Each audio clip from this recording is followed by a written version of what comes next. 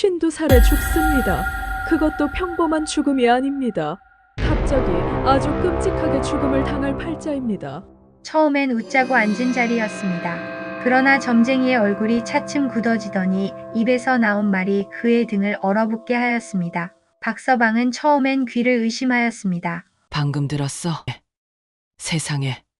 아이고, 박서방 어쩌하누. 주변 구경꾼들도 술렁이기 시작하였습니다. 누군가는 피식 웃고 누군가는 소름 끼친다는 얼굴을 하였습니다. 거 농담이 너무 심한 거 아니오?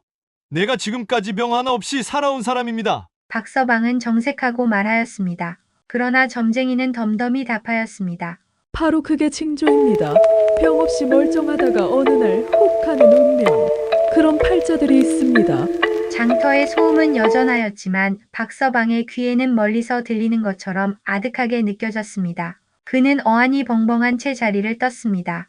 발걸음은 무겁고 장터의 웃음소리조차 그의 가슴을 누르는 것 같았습니다. 박서방은 마치 뱃속에 바위덩이를 안고 돌아오는 기분이었습니다. 마을로 돌아가는 길 그의 눈앞에는 어릴 적 죽은 친구 얼굴이 허망하게 간 아비의 뒷모습이 스쳐 지나갔습니다. 처음으로 죽음이 남의 일이 아니란 생각이 들었습니다. 그날 밤 박서방은 잠을 이루지 못하였습니다. 시계 바늘은 52살을 향해 가고 있었습니다.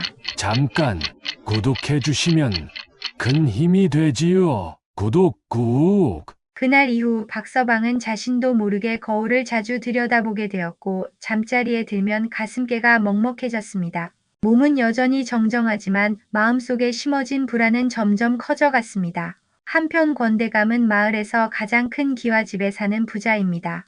조상 대대로 땅을 물려받아 논밭이 많고 곳간에는 해마다 쌀이 가득 찼습니다. 하지만 그는 인심이 박하고 돈을 쓸 때는 손이 떨릴 정도로 인색합니다. 마을 사람들 사이에서는 권대감은 밥 한 술도 셈하고 먹는다는 말이 돌 정도입니다. 그는 늙는 것이 두렵습니다. 하루라도 더 오래 살기 위해 약초를 달여 마시고 기이한 부적을 몸에 지닌 채 지냅니다.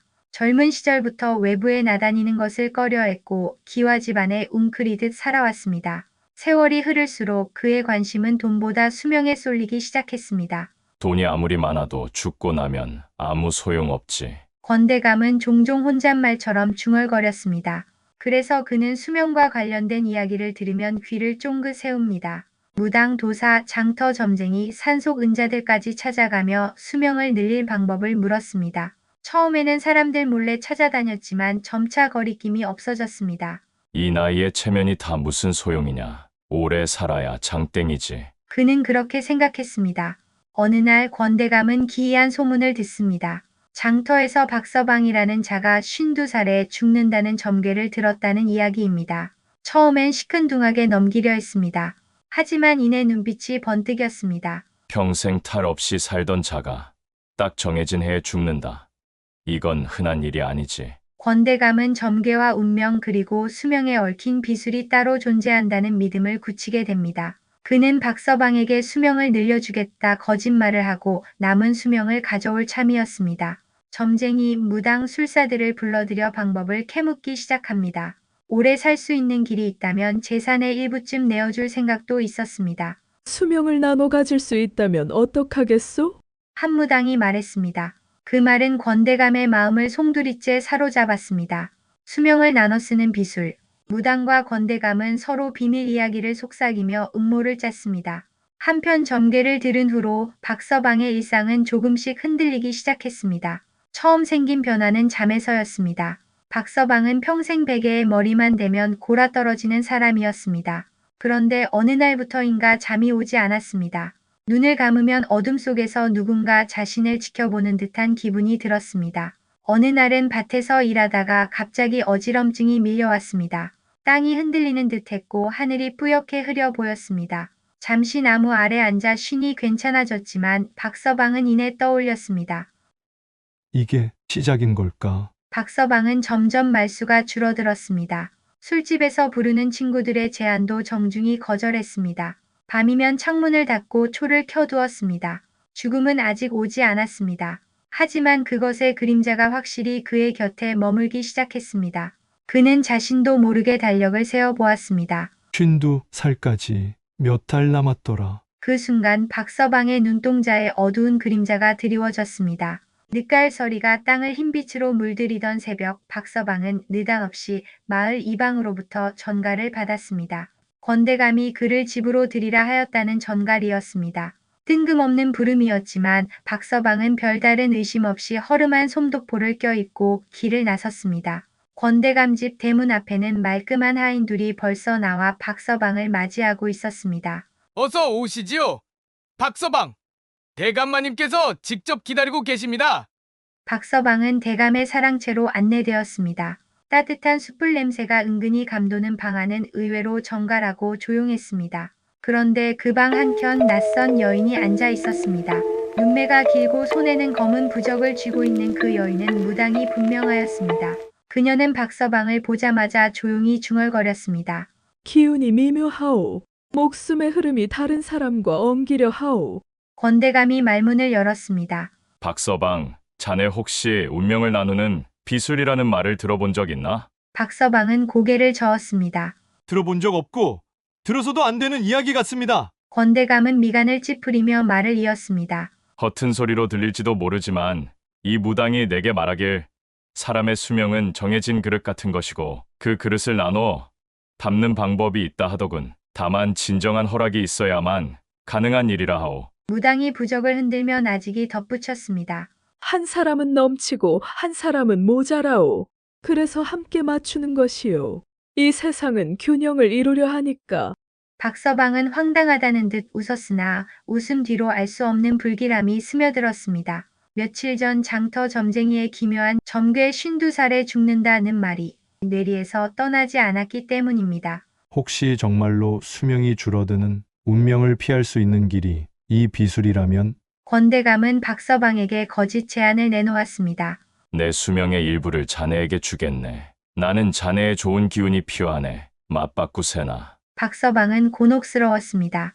목숨을 거래한다는 발상이 섬뜩했고 무엇보다 권대감의 배려가 순수하지 않다는 것을 본능적으로 느꼈습니다. 그러나 마음 한켠에선 꺼림칙한 점괘를 부정하지 못하고 있었습니다. 무당이 다시 말했습니다. 이건 강제로 이뤄질 수 없는 일이오. 양쪽 모두의 동의가 있어야만 부적이 먹히고 운명의 실이 엮이는 것이오. 박서방은 방 안의 공기가 무겁게 느껴졌습니다.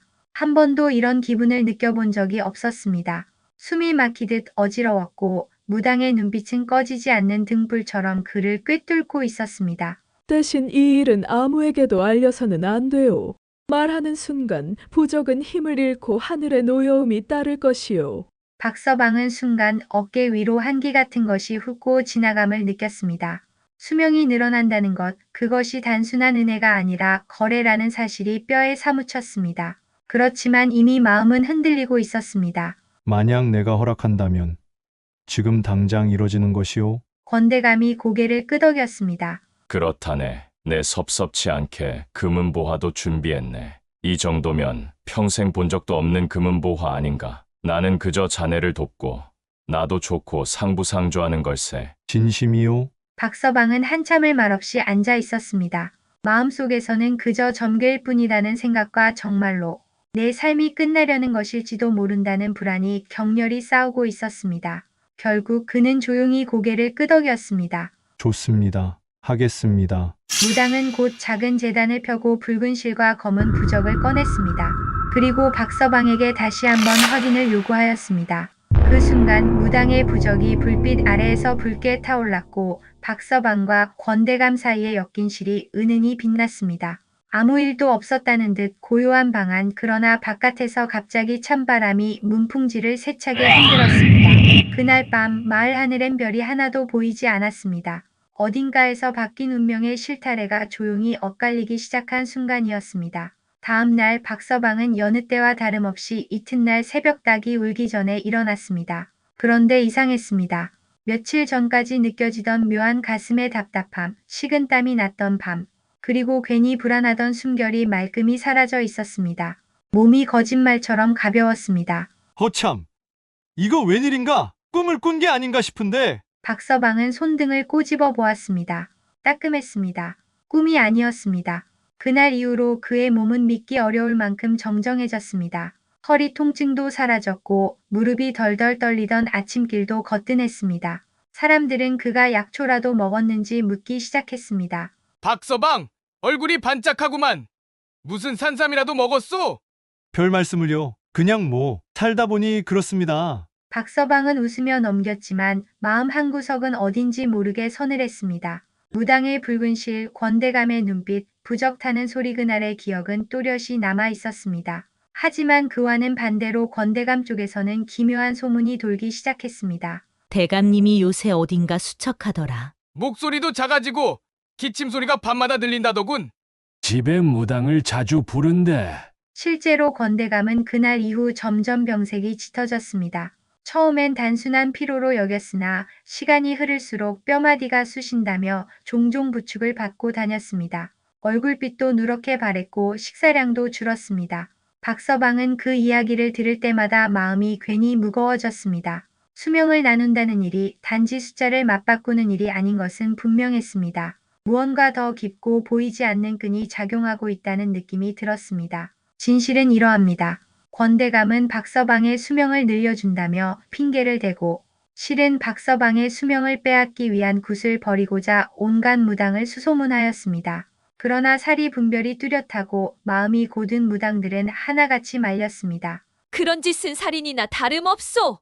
하고 단호히 거절한 것입니다. 그 가운데 오직 한 무당만이 음흉한 얼굴로 그 제안을 받아들였습니다. 그녀는 온갖 비방은 물론 악한 일도 돈만 주면 서슴지 않는 자였습니다.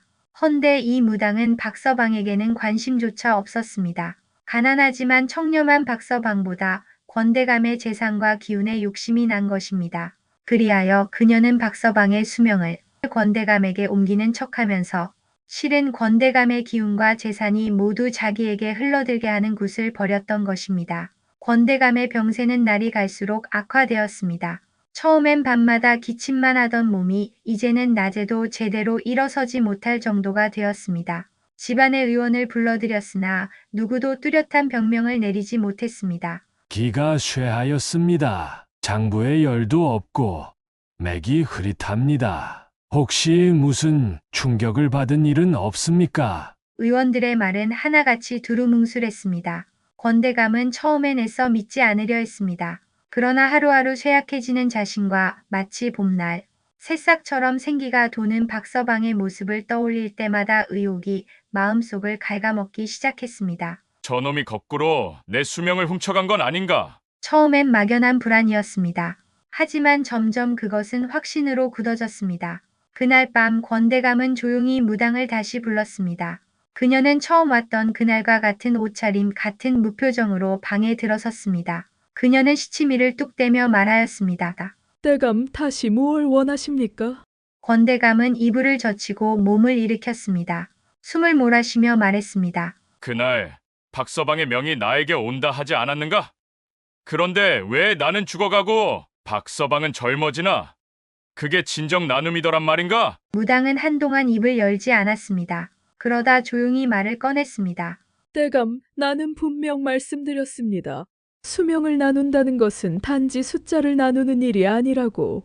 때때로 운명이 뒤바뀔 수도 있다고. 그것은 그 사람들 사이의 기운과 업에 따라 결정되는 일이오. 무당은 얼굴빛 하나 변하지 않고 말하였습니다. 그럼 나는 이대로 죽고 저놈은 내 삶을 대신 산다는 말이냐? 대감, 억지를 부리지 마십시오. 운명은 억지로 돌릴 수 없습니다. 억지로 돌리려 들면 반드시 대가가 따릅니다. 권대감의 얼굴이 일그러졌습니다. 자신이 수명을 나누자고 했던 선택이 결국 목숨을 내어주는 일이 되었음을 인정할 수 없었습니다. 그는 주먹을 쥐고 이를 갈며 말했습니다. 그놈이 나를 속였다. 지기가 아픈 걸 알면서도 말 한마디 안 하고 젊은 얼굴로 마을을 돌아다닌다니. 저놈 나의 삶을 도둑질했어. 무당은 말을 아꼈습니다. 권대감이 어떤 결심을 굳히고 있다는 것을 눈빛만 보고도 알아차릴 수 있었습니다. 무당은 권대감의 불안한 마음을 이용해 어떻게 하면 굿판을 벌여 돈을 더 뜯어낼까 궁리를 하고 있었습니다. 권대감의 눈에는 이미 광기가 서려 있었고 무엇이든 하려는 모양새였습니다. 무당은 이때다 싶어 말을 이었습니다. 운명은 되돌릴 수 있습니다. 다만 뺏긴 운명을 되찾으려면 대가도 따릅니다. 죽은 운명에 살아있는 혼을 붙이려면 그 몸에서 혼을 떼어와야 합니다. 권대감의 눈에 번뜩이는 불꽃이 피었습니다. 그는 서늘한 목소리로 되물었습니다. 그 말은 박서방을 죽이면 운명이 돌아온다는 뜻인가? 무속인은 대답하지 않았습니다. 다만 침묵 속에서 고개를 천천히 끄덕였습니다. 그 순간 방 안의 촛불이 이상하게 깜빡였습니다.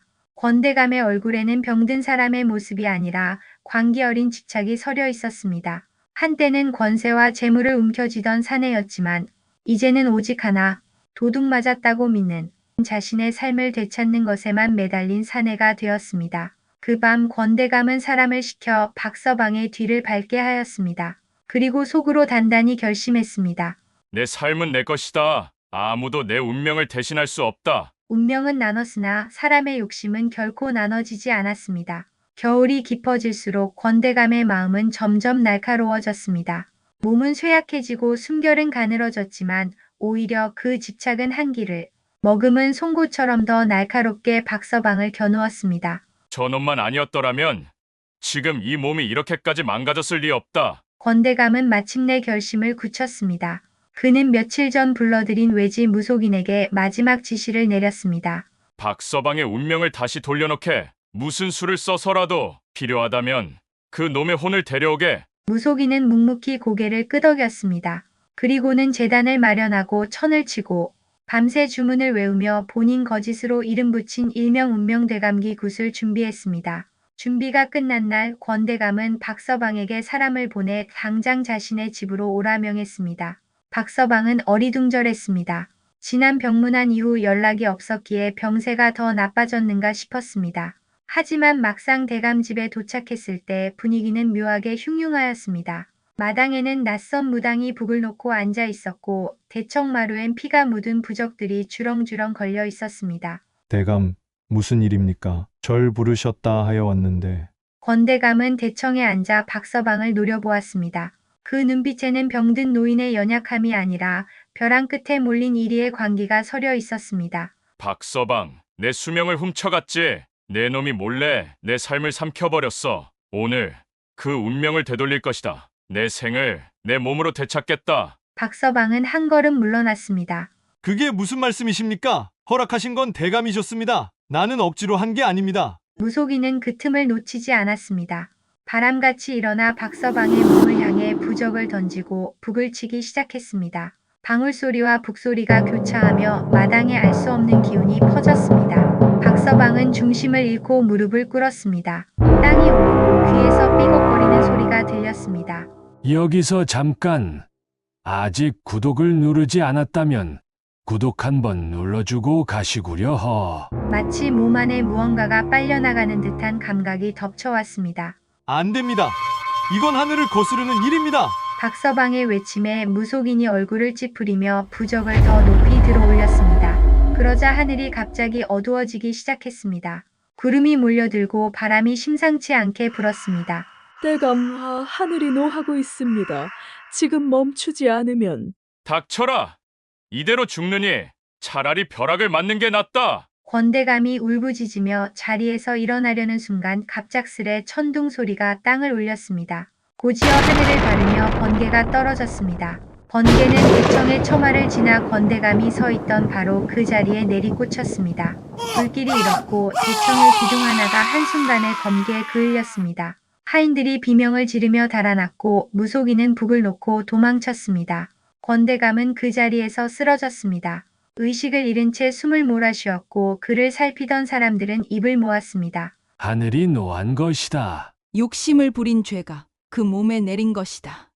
박서방은 멍하니 그 장면을 지켜보다가 이내 정신을 차리고 오싹소름이 돋았습니다. 권대감의 광기 어린 눈과 외침을 벼락을 맞고서야 끝을 보았습니다. 무당은 눈이 멀어 허공에 손을 휘젓고 있었고 하인들과 권대감의 식솔들은 비명을 지르며 뛰어다니는 아비규환이었습니다. 박서방은 비틀거리며 집으로 돌아갔습니다.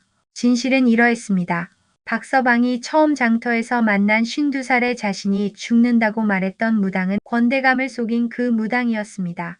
그 무당은 항시 사람들에게 거짓 재앙을 말했습니다. 대부분의 사람들은 재앙을 듣고 해결책을 찾아 무당을 다시 찾아오면 비싼 굿값을 요구하며 돈을 벌었던 것입니다. 그러나 박서방은 그저 받아들이며 자신의 남은 생을 꿋꿋이 살아갈 뿐이었습니다. 그날 밤 박서방은 처음으로 깊은 잠을 잤습니다. 꿈도 꾸지 않았고 숨결도 고르게 흘렀습니다. 마을 하늘은 오랜만에 별이 총총 떠 있었습니다. 이제 운명은 더 이상 흔들리지 않았습니다. 박서방은 그날 이후 마을 뒷산 바위에 하루 한 번 절을 올리며 살았습니다. 벼락 맞은 권대감의 장례는 쓸쓸하게 치러졌고 그의 집안은 순식간에 몰락하였습니다. 이웃들이 수군거리기를 사람이 하늘 뜻을 넘보면 그 내가가 반드시 온다더니 하였습니다. 장터에선 여전히 점을 치는 노인이 자리를 지키고 있었으나 이제 사람들은 그를 둘러싸고 묻기보다는 박서방의 이야기를 조용히 나누곤 하였습니다. 그의 아시우 52살에 죽는다더니 지금 80도 넘었답디다. 권대감이 계략을 꾸미다가 일이 그리 됐다지? 박서방은 한 해 한 해를 성실히 살아냈습니다. 더는 수명에 연연하지 않고 하루하루를 감사하며 지냈습니다. 그는 논밭에서 일하는 아이들에게 늘 말하였습니다. 사람 복이 수명 복이란다. 사람을 귀히 여기면 하늘도 귀히 여긴다. 그의 말은 마을의 전설처럼 퍼져나갔습니다.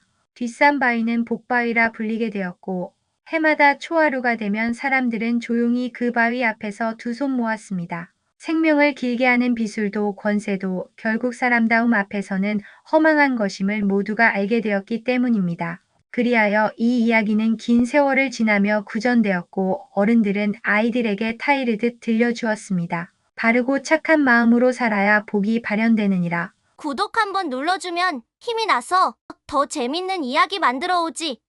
구독 꾹!